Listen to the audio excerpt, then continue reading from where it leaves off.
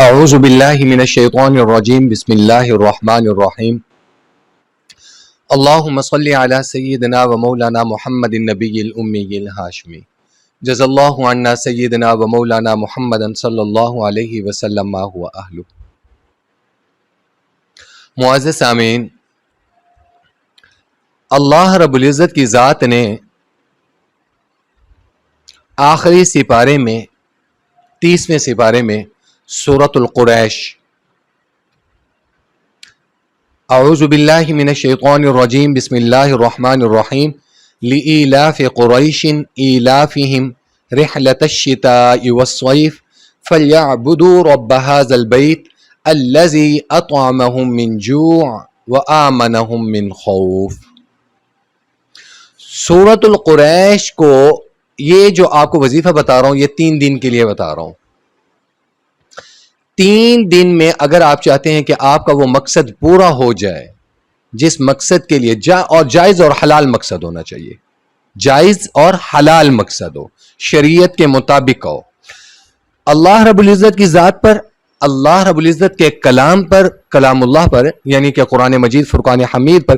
کامل ایمان اور یقین یہ شرط ہے اس وظیفے کے لیے، بلکہ کسی بھی وظیفے کے لیے جو قرآن اور حدیث سے ثابت ہو اس پر کامل ایمان اور یقین شرط ہے۔ اس کے بعد ہر نماز کے بعد ایک تو نماز کی باقاعدگی کرنی ہے، اور ہر نماز کے بعد اول آخر 3 مرتبہ درود شریف پڑھنے کے بعد کثرت کے ساتھ اگر آپ چاہتے ہیں کہ آپ کے یہ مسئلے مسائل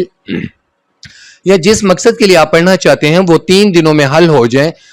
تو اول آخر درود شریف پڑھ کر اٹھتے بیٹھتے چلتے پھرتے سورۃ القریش کو معمول بنا لیں۔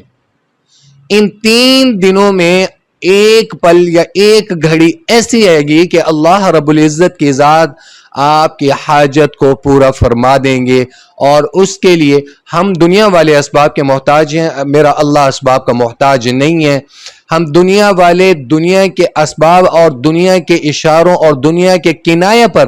نظر رکھتے ہیں، جبکہ اللہ رب العزت کی ذات انما امرہ اذا اراد شیئا ان یقول له کن فیکون، اللہ جس امر کا جس کام کا ارادہ فرماتے ہیں کہتے ہیں کن فیکون میں وہ ہو جاتا ہے۔ تو سورۃ القریش کو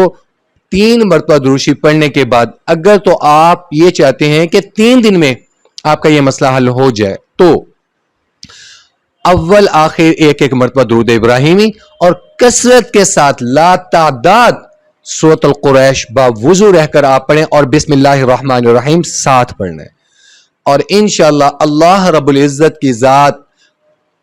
پل بھر میں انہی 3 دنوں میں کسی بھی گھڑی کسی بھی لمحے میں آپ کی حاجت روائی فرما دیں گے۔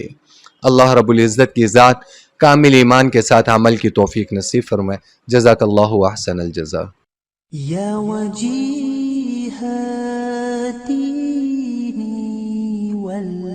والکرامی وحلیف العلم والحکم